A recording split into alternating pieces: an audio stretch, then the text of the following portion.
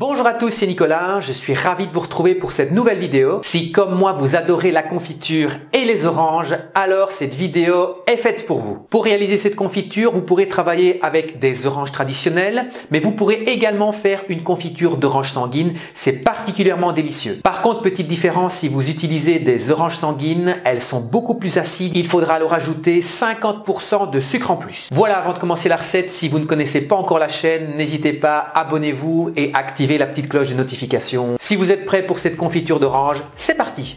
On va commencer par mettre le zeste d'une ou deux oranges dans le fond de la casserole. Ce sont évidemment des oranges non traitées. En fonction de l'amertume que vous souhaitez donner à votre confiture, vous pouvez encore en ajouter plus.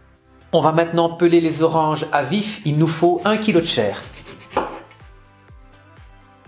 Enlevez bien le zeste de l'orange. On coupe ensuite l'orange en 4.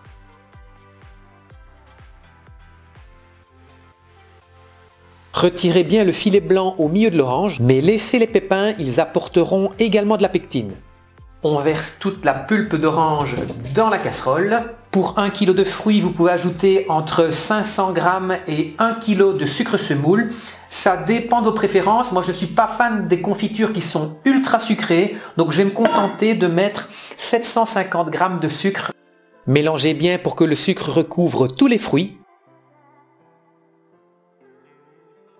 Alors contrairement à ce que beaucoup de personnes font, on ne va pas cuire la confiture tout de suite. On va laisser macérer les oranges dans le sucre pendant environ 12 heures. Ça permettra aux arômes de bien se diffuser et on aura une cuisson un peu plus rapide. Allez hop, c'est parti, on met le couvercle et on va laisser macérer bien tranquillement pendant 12 heures à température ambiante. On en reparle dans 12 heures.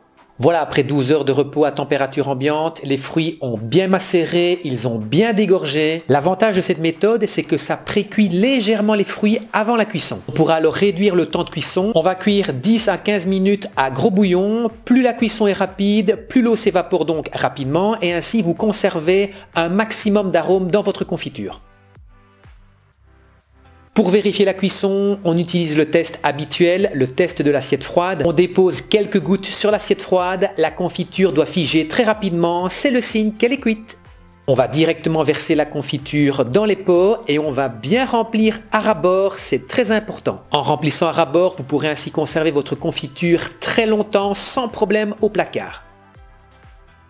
On retourne immédiatement les pots, l'air chaud va tuer immédiatement les bactéries qui pourraient rester à l'intérieur du pot. On va maintenant laisser reposer bien tranquillement nos confitures. Lorsqu'elles seront revenues à température ambiante, on pourra alors remettre les pots à l'endroit. Vous allez ainsi pouvoir conserver vos confitures pendant plusieurs mois sans problème dans un placard. Vous pouvez évidemment aussi, si vous le souhaitez, la congeler, mais honnêtement, une confiture d'orange pareille, on ne la congèle pas, c'est trop bon, il faut absolument la déguster tout de suite. Et bien voilà, cette vidéo sur la confiture d'orange est déjà terminée. Si vous l'avez aimé, n'hésitez pas à exploser le compteur des likes. N'hésitez pas également à vous abonner à la chaîne si ce n'est pas encore fait. On se retrouve la semaine prochaine pour une nouvelle recette en vidéo. D'ici là, portez-vous bien. À la semaine prochaine!